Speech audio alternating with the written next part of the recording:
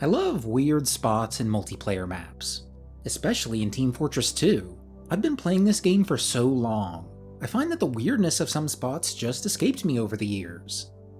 So today, we'll look at some maps you're no doubt super familiar with, and take a step back. Let's analyze these with fresh eyes. Welcome to Video Game World Tours.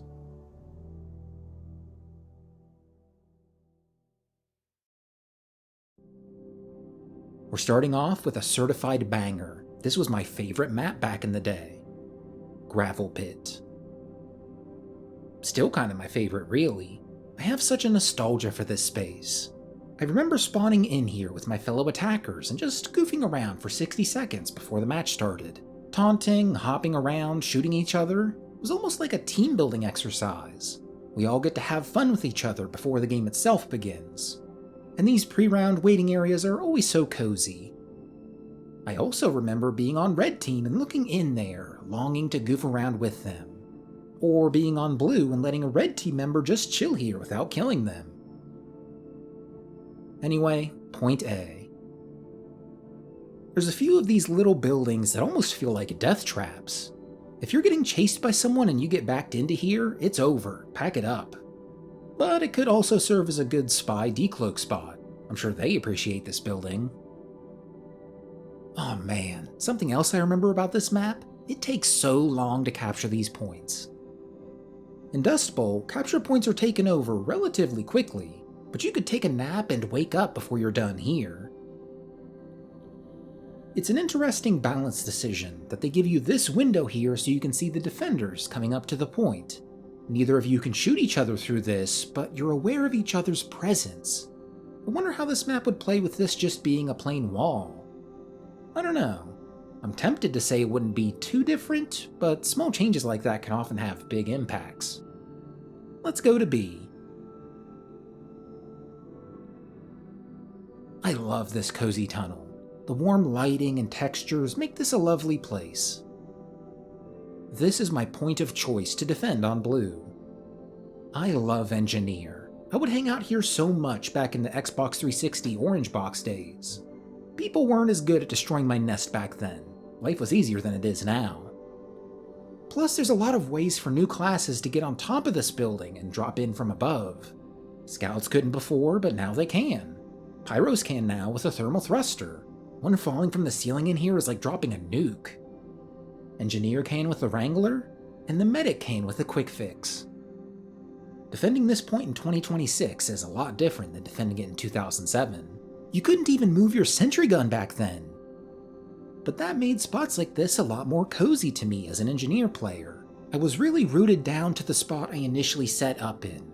You had to start from scratch if you wanted to have your level 3 sentry gun in a slightly different spot. Let's move on. What's the point of this room? For blue to get the drop on unsuspecting red players as they walk through that doorway? I approve. Oh man, this is so iconic. Real quick though, before that, I can't skip past these tunnels.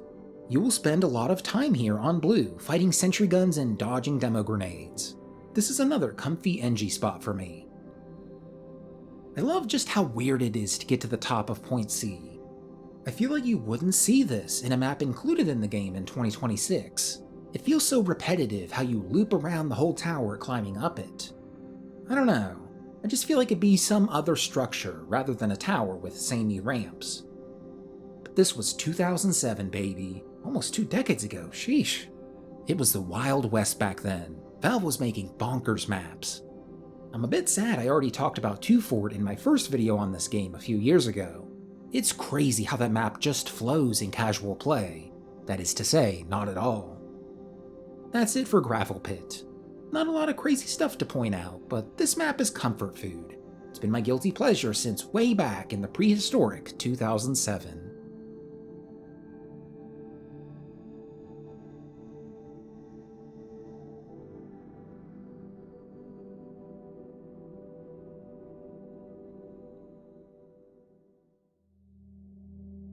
The next map is another one that can run for a while if people aren't very coordinated. Double Cross. Hey, how about these vibes? This was one of the first maps in the game to take place at nighttime. At the very least, it was a novelty back then. With this map, you get to see the world and its aesthetic in a new light. Literally, it's dark.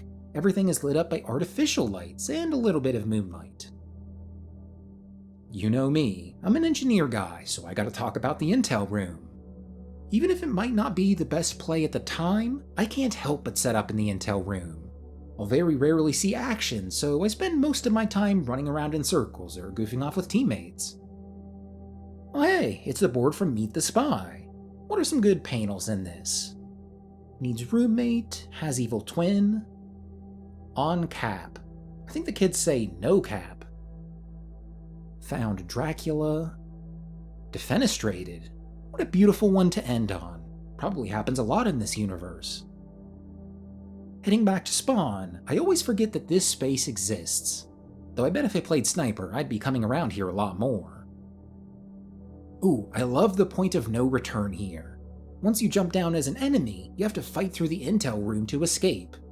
Though if you did get this deep in the enemy base, you probably have exceptional movement ability that lets you get out anyway. But still, if a heavy jumps down there, they're committed. Oh my god, whoever takes this exit from spawn? This area does see a lot of usage from people running with the briefcase. I need to play on this map and set up a sentry gun right here. It wouldn't be very effective at defending the intelligence, but I'm sure it would piss someone off if they died to my sentry here while I'm rancho relaxing. Ugh, what a beautiful scene. I wish everyone would stop fighting and just enjoy the view.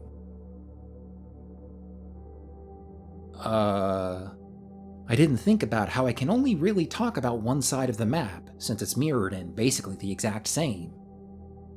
Which team do you prefer, aesthetics-wise? I always lean towards blue. I like their more industrial look compared to red's rustic look. Let me know in the comments which is your favorite. I need a red versus blue war going on down there.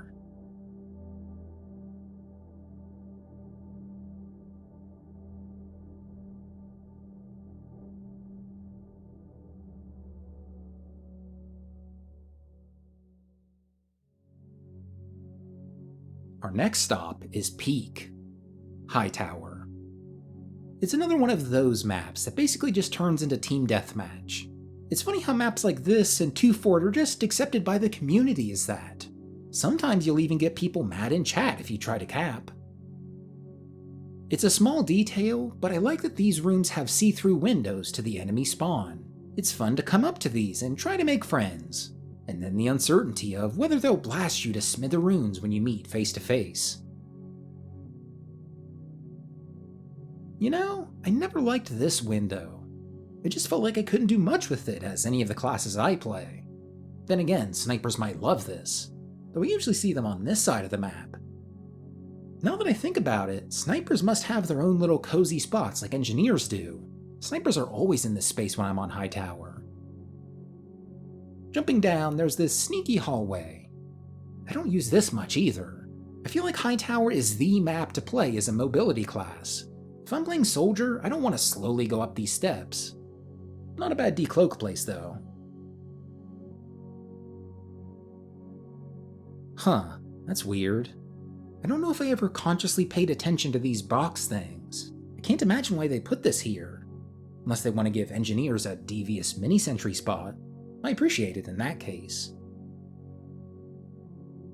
Oh, that room down there. I don't know about you, but I feel like this is always a room I die in just before I reach the health pack. I guess it's another dead end you're trapping yourself in. You better be able to fight your way out if you come in here.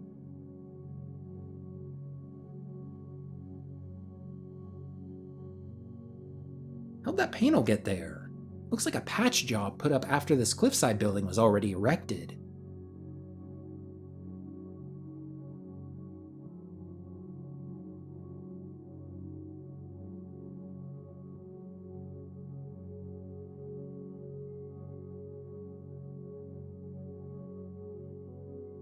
Okay, look, I made the same mistake twice in a row and covered another symmetrical map. But the next map, I promise it won't be one. Turbine. Nah, I'm kidding. Mercenary Park.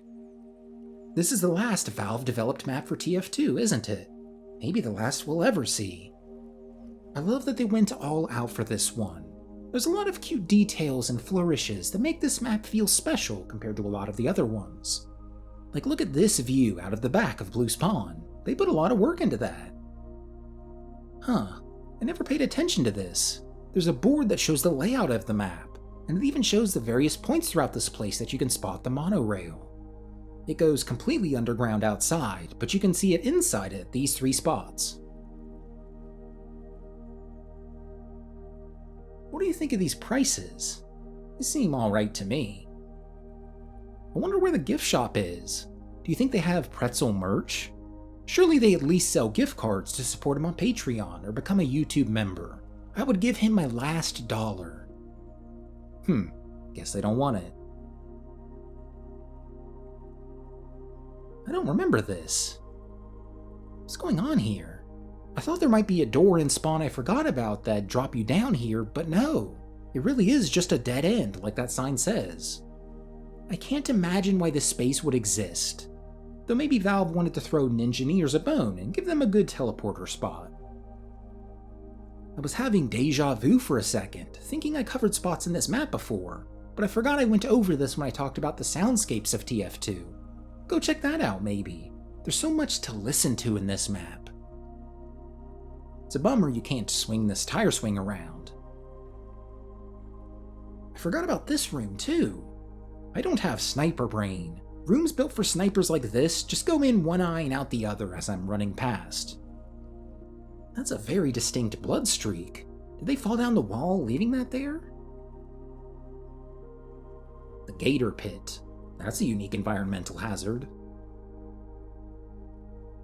How did these cargo containers get here? This is a relatively compact space. Maybe a boat has an arm that picks them up? I don't know. I always thought this little ledge was silly. What gameplay purpose does this serve? Does it feel kinda plain in here to you? Or is it just me? This texture being on all the walls as well as the ceiling strikes me as weird. The panels don't even line up here, look at that. Maybe Valve was getting tired and just wanted to get this map out the door ASAP. Ah, here's another dead end. Though at least with this one, you can fall down from above. Makes the one we looked at earlier even more bizarre. Huh, now that I'm no-clipping around here, I see that it's perfectly lined up with the center of this tunnel. I wonder if it was planned as an alternate escape from Spawn at one point. Anyway. I also noticed this while no-clipping. Just what in the world is this all about? It's not like you can see down there from above. I thought it might have been one of those secret out-of-bounds rooms that they sometimes have where they tease an upcoming update. But no, there's nothing here. Just some doors and some vats. Maybe another remnant of previous plans for this map? Or maybe they planned on updating this map in the future with a tease for the heavy update? F's in the chat for the heavy update, by the way. I keep coming back to it, but I love the little set pieces they put behind glass in some of the spawn rooms. It's something they don't need to do for the map's playability, but it helps with the flavor of the map. This room has sauce. This one doesn't. Though I do have kind of a soft spot for these barren spawn rooms. You see this in a lot of maps with middle points that Valve doesn't expect you'll spend a lot of time at. That feels like an unnecessarily tall gate. I forgot the stairway even existed. I have like 1,300 hours in this game. I've played this map so many times, and yet spots still seem to escape my mind. That's why I like doing this series. We really get to lock in and pay attention to maps in a way we normally don't. In a multiplayer match, I'm focused on playing the objective. I run out of the spawn doors and charge towards the point, simple as. But not in these videos. We take our time. As a bit of game design, I like that there's a tiny hole blown in this window. If you're an attacking soldier, you can pop up here and get some good shots at the enemy team.